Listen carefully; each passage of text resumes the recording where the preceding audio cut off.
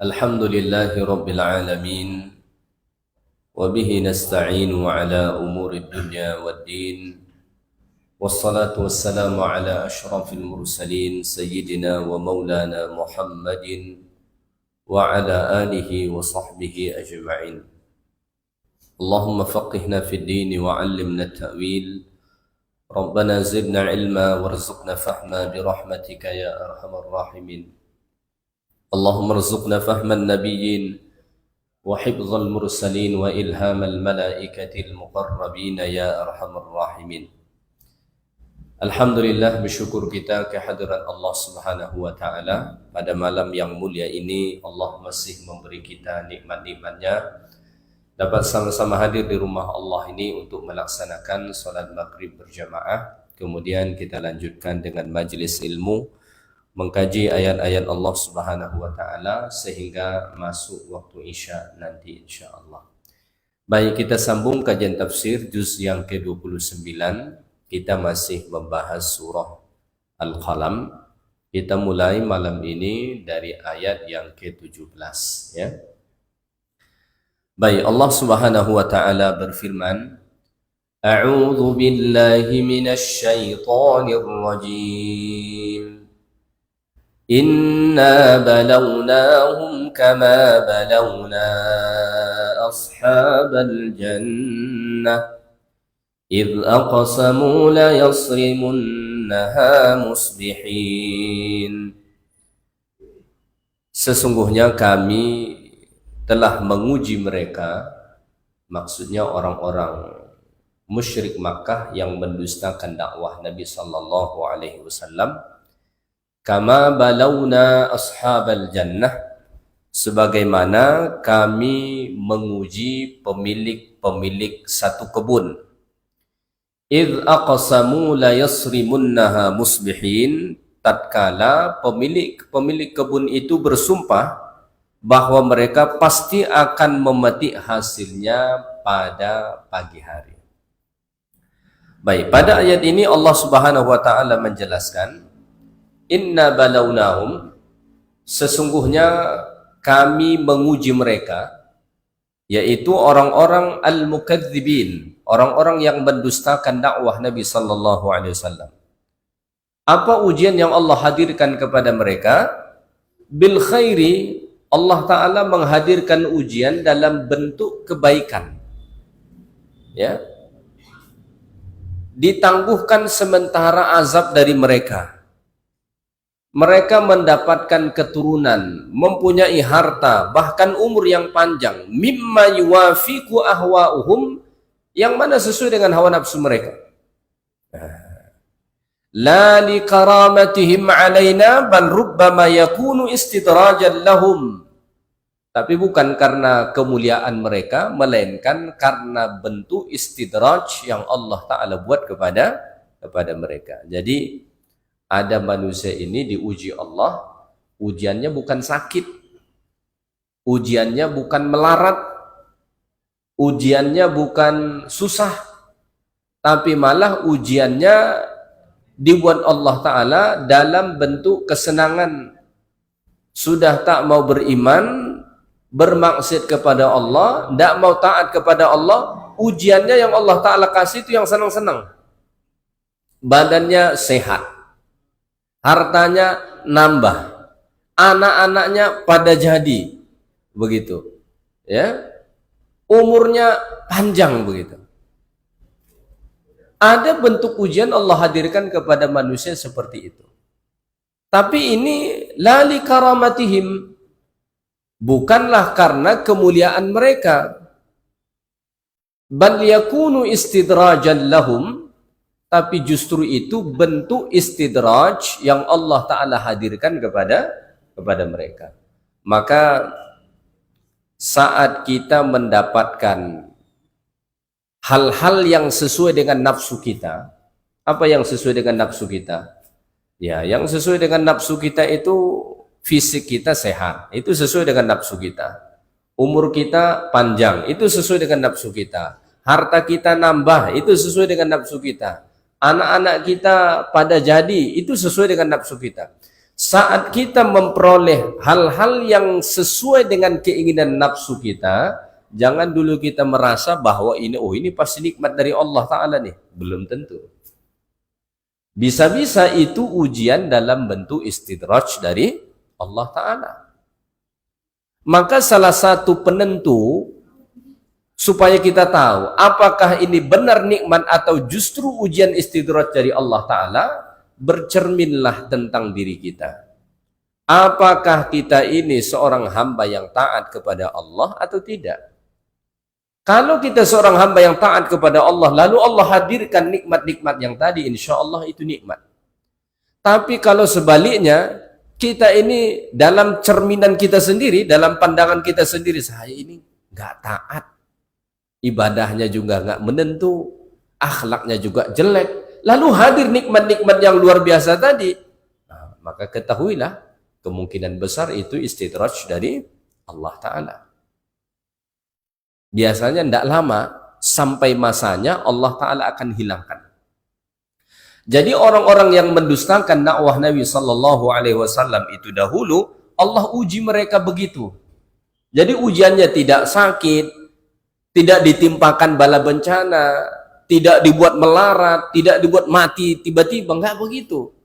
Justru Allah hadirkan kepada mereka ujian dalam bentuk kenikmatan. Dan ini sangat menipu. Ya. Gambarannya, kama balawna ashabal jannah, sebagaimana dulu Allah Ta'ala menguji pemilik-pemilik kebun. Jadi dulu ceritanya, ini ada kisah ashabul jannah ini, ada pemilik kebun berkeluarga, bersaudara. Mereka punya satu kebun. Kebun ini subur, hasilnya banyak begitu. Tapi kemudian kenikmatan ini dimusnahkan Allah Ta'ala nanti. Ya. Jadi ujian yang Allah Ta'ala buat kepada orang-orang yang mendustakan dakwah Nabi itu dulu hampir sama seperti Allah menguji pemilik kebun ini. Allah kasih mereka kebun, hasilnya banyak, buahnya enak, tanahnya subur begitu. Tapi nanti akhirnya karena sikap mereka yang buruk itu dibinasakan Allah Subhanahu wa Ta'ala. Karena biasanya ujian dalam bentuk istidraj tadi itu tidak lama. Orang kalau durhaka kepada Allah, lalu kemudian dia diberi kesehatan, diberi kesuksesan, diberi harta, walaupun dia diberi, ini biasanya nggak lama. Sampai di titik masanya Allah akan cabut secara mengejut. Makanya kata Allah Ta'ala dalam Quran, sanastadrijuhum min haitsu la ya'lamun wa umli lahum inna kaidi matin. Allah hanya hulurkan sebentar kepada mereka kenikmatan itu, tapi tipu daya Allah itu sangat kuat terhadap mereka. Sampai masanya Allah akan tarik secara tiba-tiba. Maka pemilik kebun ini juga begitu.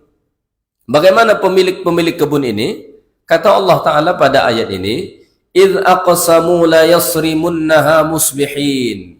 Mereka bersumpah bahwa besok pagi pasti akan memetik hasil buahnya. Jadi ini ceritanya ngumpul mereka di malam hari, besok kita pasti petik buah itu. Jadi janjinya ini pagi-pagi betul. Subuh begitulah. Kita pasti akan memetik buah itu. Kenapa mereka memilih di pagi hari sekali? Supaya tidak ada orang miskin atau orang fakir yang datang minta. Karena menurut satu riwayat dulu, orang tua mereka ini, jadi ini generasi anak, orang tua mereka ini dulu orang tua yang pemurah. Jadi kalau dia panen di kebun itu, orang-orang miskin selalu dijemput. Ya. Maka Allah Ta'ala suburkan kebunnya, hasilnya banyak. Maka Bapak Ibu yang punya kebun jangan pelit-pelit. Ini mentang-mentang punya kebun durian, ya, sebiji pun sama tetangga nggak kebagian. Bahkan yang sudah digigit tupai pun dijual lagi sama dia. La ilaha illallah. Jangan pelit-pelit, nanti umurnya pendek duriannya. Ya, ini mentang-mentang ada harganya semua dijual gitu. Nah, ini dulu orang tua mereka ini kononnya ini pemurah. Kalau panen kebun buah ini, itu orang-orang miskin dijemput, datang, silahkan makan, begitu. Tapi di generasi anaknya ini pelit. Sering begitu, orang tuanya dulu pemurah, ya anak-anaknya pada pelit begitu. Apa kata anak-anaknya di malam hari? Besok kita cepat berangkat ke kebun untuk memetik hasil kebun itu, supaya jangan sampai ada orang-orang fakir miskin itu yang tahu kita panen. Karena kalau sempat mereka tahu, mereka bakalan datang minta. Untuk menghindari itu. Wala yastathnun, dan saat mereka membuat sumpah itu, ya, tidak ada sama sekali ucapan insya Allah. Tak ada pengecualian. Mereka mengatakan besok pagi cepat pasti kita akan memanen buah itu. Tanpa ada kata insya Allah. Mestinya kalau kita berjanji untuk sesuatu yang akan datang, sertakan insya Allah. Besok pagi kita berangkat ya insya Allah. Besok pagi kita buat acaranya ya insya Allah. Kenapa?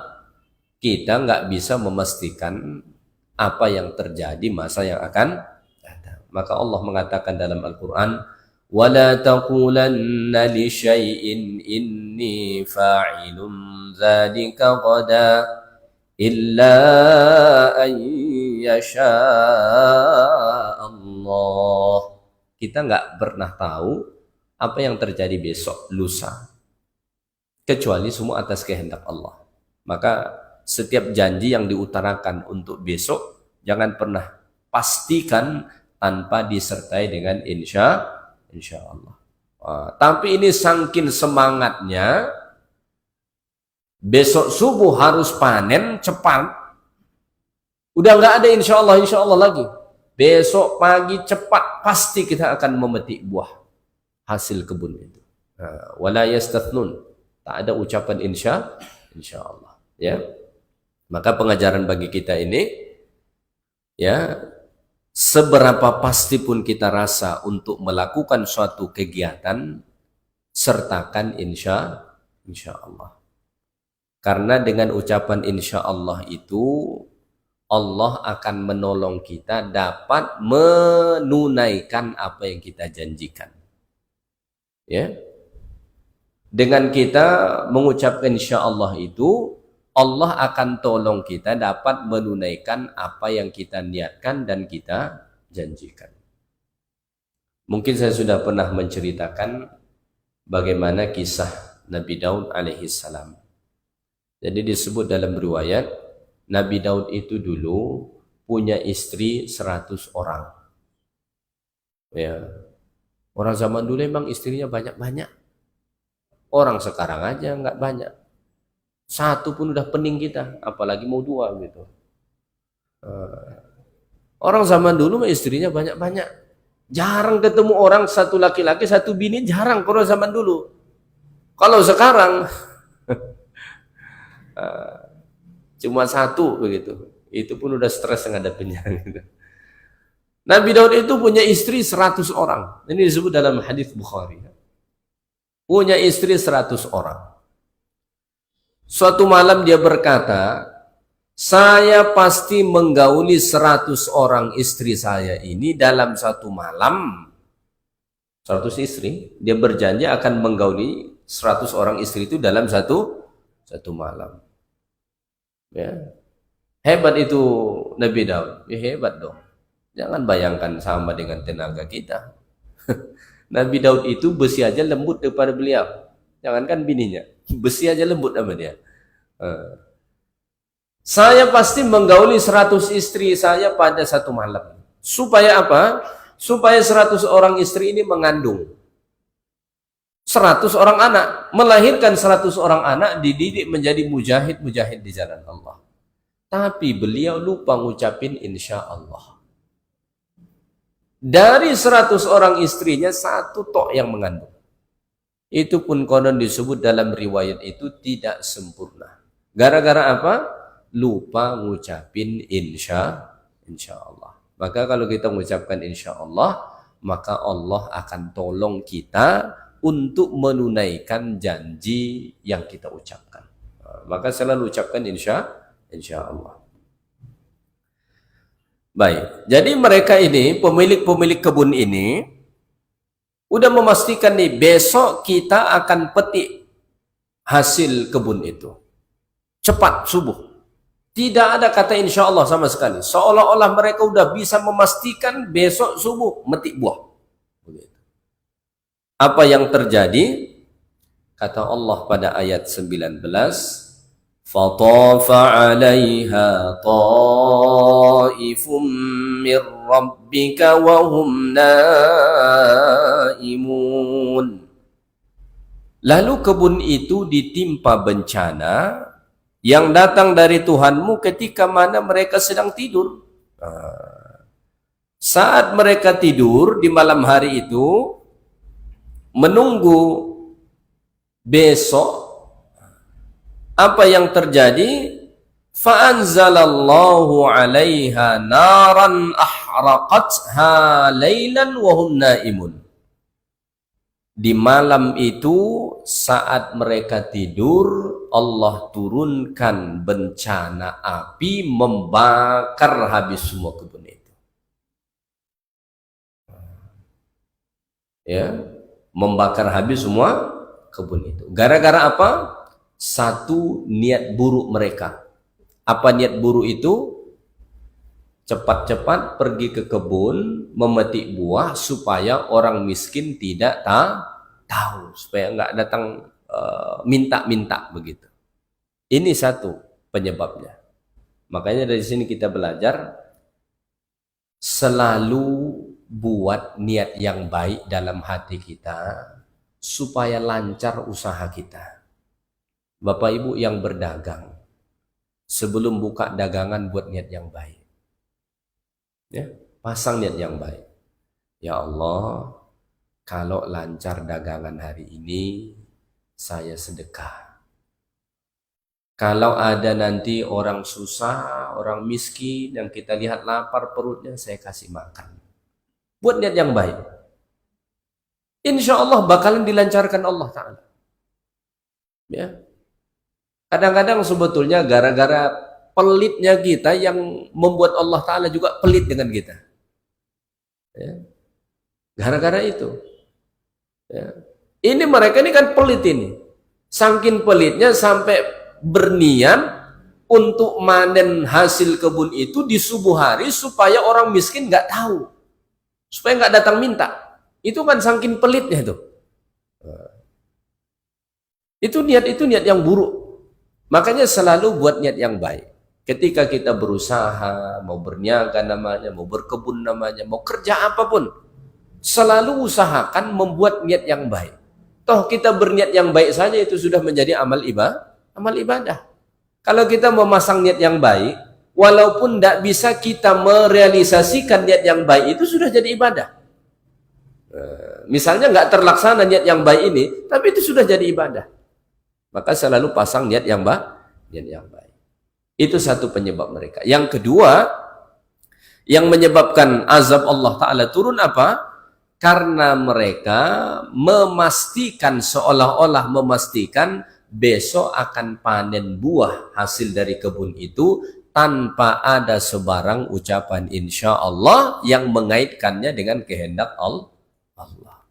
Nah, gara-gara itu akhirnya nikmat yang ada tadi, kebun yang subur, buahnya sudah begitu banyak, lenyap dibuat Allah Ta'ala. Ya, Allah turunkan di malam itu api ke kebun itu, ahraqatha, lalu api itu membakar habis semua kebun itu, wahum naimun, mereka saat sedang tidur. Begitulah mudahnya Allah kalau hendak menarik nikmat yang diberinya ke kita. Sangat mudah. Ya. Menurut kita nggak mungkin ini hilang. Bisa hilang di depan Allah dengan cara Allah Ta'ala sendiri. Ya, kita melihat kadang-kadang ada kedai lagi bagus-bagusnya, ramai pengunjungnya, isi kedainya banyak gitu. Tapi tiba-tiba apa? Terbakar. Habis jadi debu semua. Sangat mudah bagi Allah. Orang buat kebun, oh kebun ini enggak ada nih. Kebun ini enggak ada, akan tetap ada. Jangan bilang begitu. Ya, kalau Allah berkehendak kebun sawit itu bisa habis musnah semua dibuat Allah Ta'ala. Bisa. Walaupun kita lihat tanahnya keras, pokok sawit itu besar, ini nggak bakalan tumbang ini. Sampai sekian puluh tahun ini insya Allah masih bisa saya hidup dari sini. Oh jangan dulu. Kalau Allah berkehendak sangat mudah bagi Allah. Dalam satu malam bisa lenyap itu satu kebun. Ya, bisa lenyap. Bisa saja Allah kirim gerombolan gajah ke situ, habis semua. Ya, ada orang baru nanam kelapa sawit, lagi bagus-bagusnya dia lihat, datang gerombolan gajah, dihabisin satu kebun, habis semua. Bisa saja Allah Ta'ala kirim hama, sehingga merusak kebun sawit itu. Bisa saja yang awalnya kita lihat buahnya cantik, banyak, tiba-tiba bisa saja Allah buat tak berbuah sama sekali. Ya, maka jangan pernah pastikan itu. Semua kaitkan bimasyiatillah, dengan kehendak Allah Subhanahu wa Ta'ala. Kalau kita tidak kaitkan dengan kehendak Allah Ta'ala, semua bisa dilenyapkan Allah Ta'ala dalam waktu sekejap. Ya. Ini dalam tidur mereka, saat mereka tidur di malam itu, ya mungkin dalam beberapa jam saja begitu, habis semua. Fatafa 'alaiha ta'ifum min rabbika wa hum naimun fa asbahat kassarim. Akhirnya kebun itu jadilah dia hitam seperti malam yang gelap gulita karena sudah terbakar habis semua. Fa asbahat muhtariqah sauda kal-laili al-madhalim, kal-laili al-muzlim. Maka kebun itu tadi terbakar habis semua. Namanya udah terbakar habis semua, gelap, hitam. Saking hitamnya seperti gelapnya malam. Menunjukkan bahwa tidak tersisa sedikit pun dari kebun itu. Hitam semua, nggak ada yang hijau lagi. Habis semua dibuat Allah Ta'ala. Ya, habis semua dibuat Allah. Jadi begitulah mudahnya Allah untuk menarik nikmat yang diberinya ke kita, apalagi sebetulnya nikmat itu cuma ujian dari Allah Ta'ala. Maka selalu jaga ketaatan kepada Allah. Insya Allah ketaatan kita kepada Allah dan bentuk syukur kita terhadap nikmat yang Allah beri, itulah salah satu usaha untuk mengekalkan nikmat itu tetap ada pada tangan kita.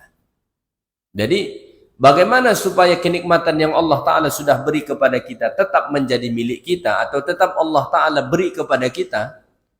Caranya apa? Taatlah kepada Allah dan syukuri nikmat yang Allah Ta'ala beri tadi. Ya. Dan jangan lupa berbagilah kepada orang. Kalau kita melakukan tiga hal ini, taat kepada Allah, syukuri nikmat yang Allah Ta'ala beri, kemudian tak lupa kita berbagi kepada orang lain, insya Allah nikmat yang Allah titipkan itu akan dikekalkan Allah Ta'ala pada kita. Tapi kalau kita tidak mau taat, nikmat Allah sudah kasih, tidak mau taat kepada Allah, makin kufur kepada Allah, bukan bersyukur, malah makin sombong. Tambah lagi pelit, nggak mau berbagi dengan orang lain. Maka bersiap sedialah. Mungkin tak lama lagi Allah akan tarik balik nikmat itu dari kita. Sama ada kita ridho atau tidak, Allah Ta'ala akan tarik dengan cara Allah Ta'ala sendiri. Karena semua apa yang kita rasa milik kita, hakikatnya cuma titipan dari Allah. Cuma titipan dari Allah. Dan kalau Allah ingin menarik, sangat mudah. Sangat mudah. Ya, makanya kita itu harus selalu berhati-hati. Ya, harus selalu berhati-hati, jaga ketaatan kepada Allah, jaga syukur kita, jangan lupa berbagilah dengan orang lain atas nikmat yang Allah Ta'ala beri kepada kita. Setelah itu terjadi, kemudian kata Allah Ta'ala pada ayat 21, fatanadaw musbihin. Jadi sampai ayat 20 tadi, ini mereka pemilik kebun ini belum tahu nih bahwa kebunnya sudah terbakar habis. Belum tahu. Maka setelah mereka bangun di pagi hari, pagi cepat, fatanadaw musbihin. Lalu pada pagi hari mereka pun saling memanggil. Nah, jadi tiba di pagi hari, satu dengan yang lain saling memanggil, fanada ba'duhum ba'dan waqtas sabah. Pada waktu pagi, waktu yang sudah dijanjikan untuk berangkat, satu dengan yang lain saling memanggil. Nah, mungkin saling membangunkan lah, wih, cepat bangun, kita udah mau berangkat nih. Gitu. Mereka nggak tahu nih bahwa kebun itu sesungguhnya sudah hangus dibuat Allah Ta'ala. Saling membangunkan satu dengan yang lain. Aniqdu ala harsikum in kuntum sarimin. Ya, masing-masing mereka berkata, pergilah pagi-pagi ke kebunmu jika kamu hendak memetik hasil kebun itu. Idhabu mubakkirina, pergilah kamu cepat di pagi-pagi ini menuju kebun kamu kalau memang mau memetik buah. Jangan sampai terbit matahari, jangan sampai nanti orang-orang miskin itu tahu. Cepat-cepatlah berangkat. Ya. Fantalaqu wa hum yatakhafatun. Maka mereka pun berangkat dengan bergegas. Wa hum yatakhafatun. Di jalan pun mereka sambil berbisik-bisik. Wa hum yatasarruna bil hadithi fima bainahum. Mereka itu saling berbisik-bisik di jalan. Supaya apa? Supaya jangan sampai kedengaran sama orang miskin tuh. Sampai bisik-bisik. Ini bayangkan aja nih melewati kampung orang miskin. Supaya orang-orang miskin di situ nggak tahu. Ngomong pun mereka di jalan itu sambil berbisik-bisik. Wah, begitulah pelitnya ini. Ya. Jadi dengan harapan mereka supaya hasil itu sepenuhnya untuk mereka tanpa ada sedikit pun tersisih kepada orang miskin. Ya, dengan harapan mendapatkan untung yang banyak, malah gara-gara itu nanti buntung. Nah, makanya bagi yang punya kebun, bukan cuma kebun sih sebetulnya ya, usaha apapun kita, jangan terlalu pelit. Ya. Jangan terlalu perhitungan. Kadang-kadang kali-kali kita itu ya nggak selalu benar. Ya, nggak selalu benar. Kali-kali kita mungkin jika setiap apa yang kita miliki itu kita jual dijadikan duit, untung kita makin banyak. Itu kali-kali kita. Ya. Tapi dalam kali-kali Allah, dalam kali-kali rezeki kita, seringkali untung kita akan lebih banyak ketika sebahagian kita jual dan sebahagian kita gunakan sedekah. Ketika sebahagian hasil itu kita jadikan duit, sebahagiannya kita jadikan sedekah. Itu dalam matematika rezeki kita. Tapi dalam matematika otak kita, rasanya kalau kita jadikan duit semua, untungnya bakalan lebih banyak. Tapi justru gara-gara itu seringkali kita justru kehilangan. Ya? Kehilangan. Ada orang punya kebun durian. Kebun durian ini pun sebetulnya warisan dari orang tua mereka. Kebetulan yang dapat si fulan ini. Tahu nggak saking pelitnya? Saudara-saudaranya kandung yang itu warisan dari ayah mereka pun nggak kebagian. Karena merasa sudah milik sendiri, warisan bagian dia semua dijual. Tanpa ada memberi kepada saudaranya. Ya. Padahal dulu kan kalau di fikri itu kan kebun bersama. Kebun ayah dan ibu mereka bersama, kira-kira begitu. Dulu sama-sama ke situ. Tapi setelah dia mendapat warisan, Itu dikuasain, saat durian itu berbuah, sebiji durian pun nggak pernah dikasih sama saudara. Apa yang terjadi? Nggak ada hasil sama sekali. Malah yang terjadi apa? Makin susah, makin susah, makin susah. Akhirnya kebunnya pun terjual habis semua. Bahkan saat dia meninggal dunia pun, hutang di bank belum selesai terbayar. Jadi kadang-kadang kita berpikir saat kita pelit, pengen kita kuasain semua, untung kita makin banyak.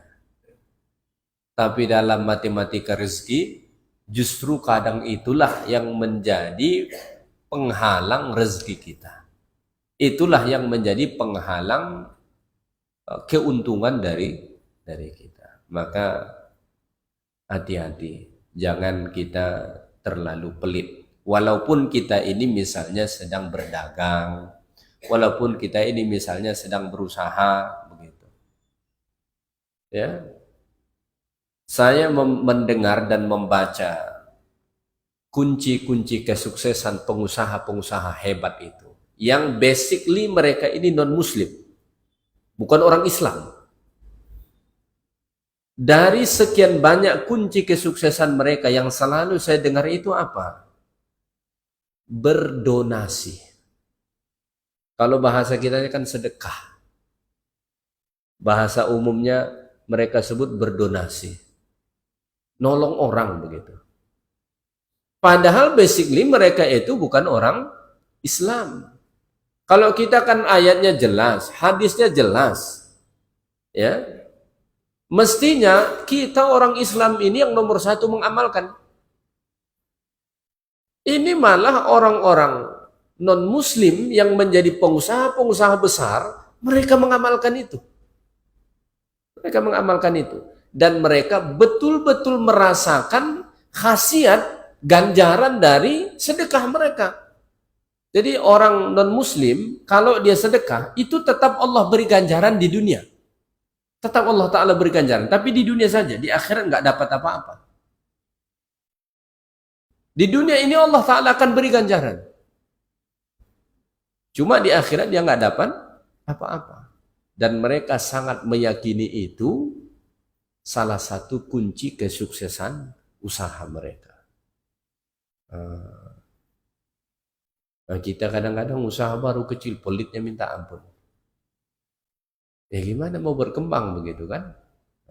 Jadi makanya kalau dalam Islam itu kan, sedekah itu justru pembuka pintu rezeki kepada kita.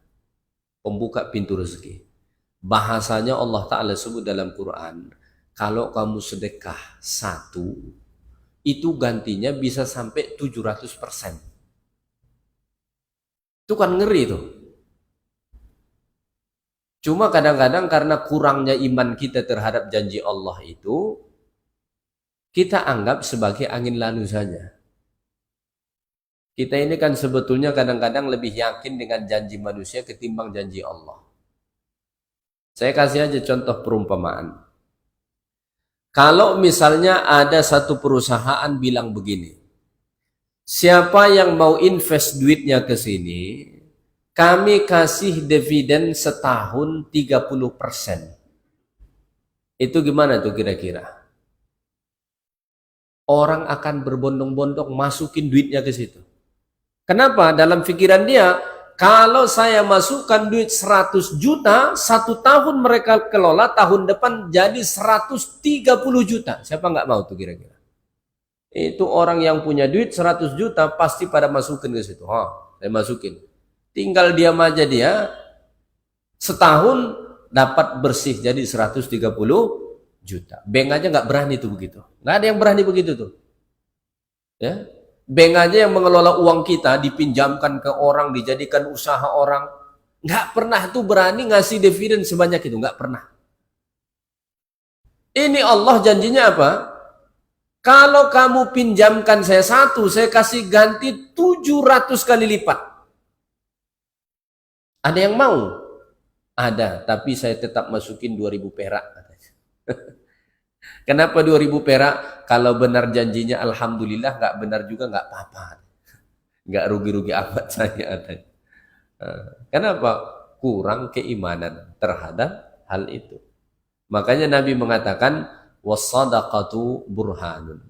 Sedekah itu salah satu bukti konkret keimanan kita. Jadi membuktikan iman dengan sholat itu nggak begitu susah. Membuktikan iman dengan berzikir nggak begitu susah. Membuktikan iman dengan baca Quran nggak begitu susah. Tapi membuktikan iman dengan bersedekah itu paling berat.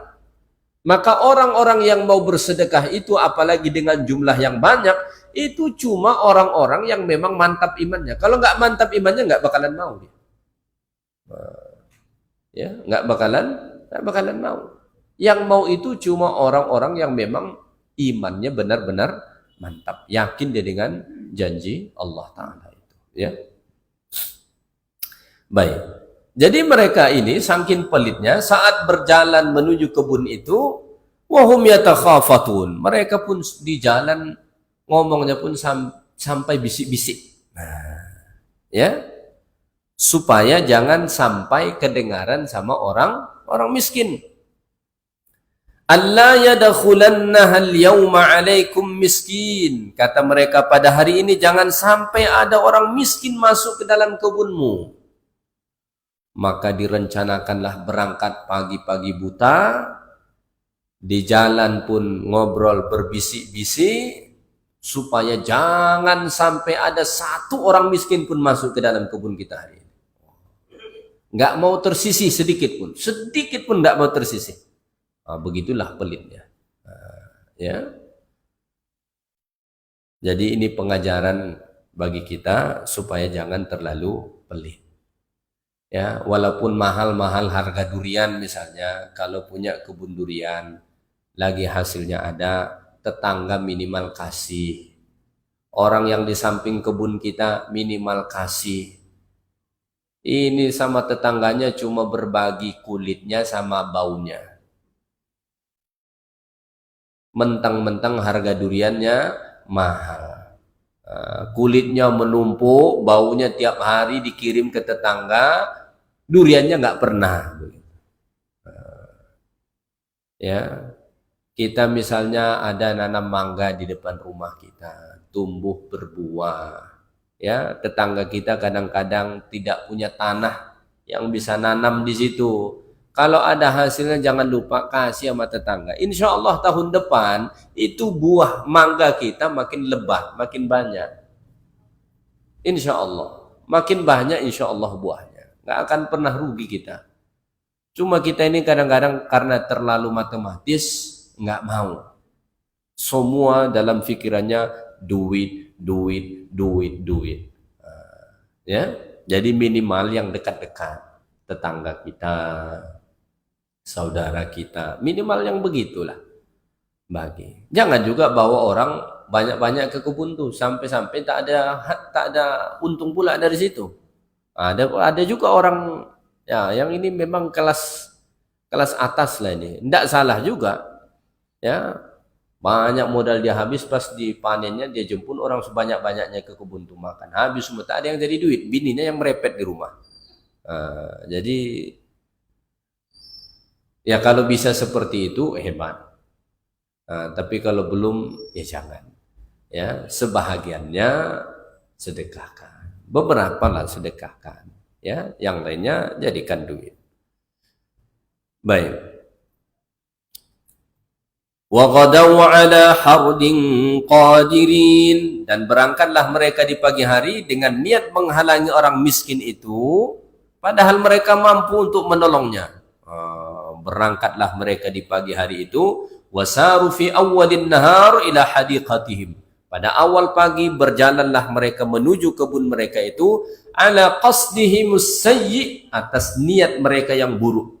Apa niat yang buruk mereka itu? Fi man'il masakin min thimaril hadiqah, untuk menghalang orang miskin dari buah kebun mereka. Itu niat buruk mereka. Wa hum fi ghayatil qudrah ala tanfidhihi. Padahal sebetulnya kalau mereka pengen bantu, pengen berbagi sedikit, mereka bisa kok. Hasil kebun itu banyak, buahnya banyak.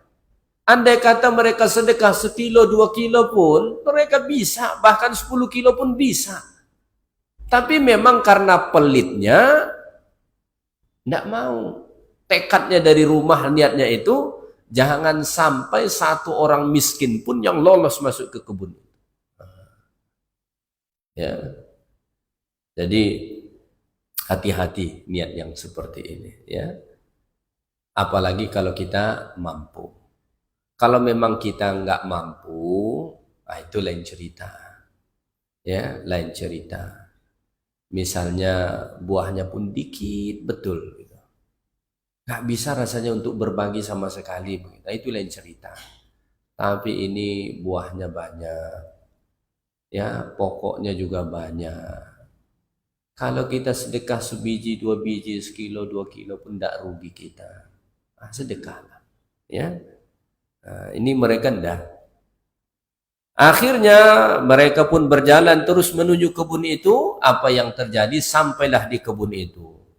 Falamma ra'awha qalu inna ladallun. Maka ketika mereka melihat kebun mereka itu, maka mereka berkata, inna ladallun. Sungguh kita ini benar-benar orang yang sudah sesat. Jadi syukurnya mereka langsung sadar. Saat mereka menyaksikan kebun itu sudah hitam, terbakar habis semua, langsung terucap, laqad akhta'na at-tariqa ilaiha. Ya. Kita ini sudah sesat. Ada satu tafsiran, ini belum sadar mereka bahwa itu kebunnya. Jadi ada satu tafsiran mereka berkata, oh kita salah jalan ini, bukan kebun kita ini. Karena kebun mereka itu bayangannya subur, buahnya banyak. Ada yang menafsirkan ayat ini begitu. Jadi saat mereka melihat, ini salah jalan kita sepertinya, ini bukan kebun kita ini. Karena nggak pernah kebayang kebun yang subur, hasilnya banyak, buahnya banyak, itu akan jadi seperti itu. Bal nahnu mahrumun. Ya. Bahkan kita tidak memperoleh apapun. Ada yang lain mengatakan falamma arafu annaha hiya jannatuhum. Tapi ketika mereka sudah mengetahui bahwa sesungguhnya itu adalah kebun mereka, sudah terbakar hangus semua, maka berkatalah mereka, bal nahnu mahrumuna khairaha. Sebenarnya kita ini sudah terhalang dari mendapatkan hasilnya. Bisababi azmina 'alal bukhl wa man'il masakin. Karena sebab niat kita yang pelit tidak mau berbagi dengan orang miskin. Sadar mereka langsung. Syukur mereka langsung sadar. Ada sebagian orang udah dapat musibah pun tetap juga nggak sadar-sadar. Ini masih syukur, langsung sadar mereka. Waduh, ini udah kena kita nih. Gara-gara niat kita yang buruk nih. Gara-gara pelitnya kita nih. Gara-gara kita nggak mau berbagi sama orang miskin nih.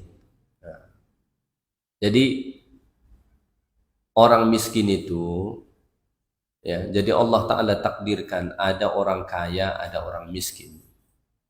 Orang kaya itu sesungguhnya orang miskin itu peluang bagi dia.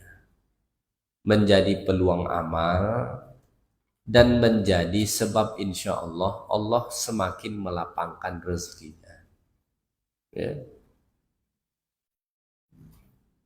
Maka sikap pelit, bakhil terhadap orang miskin dan niat yang buruk terhadap mereka itu bisa menghalang kita dari rezeki yang sudah Allah Ta'ala beri pun terhalang kita dari mendapatkannya. Maka seminimal-seminimalnya itu buatlah niat yang baik terhadap orang miskin.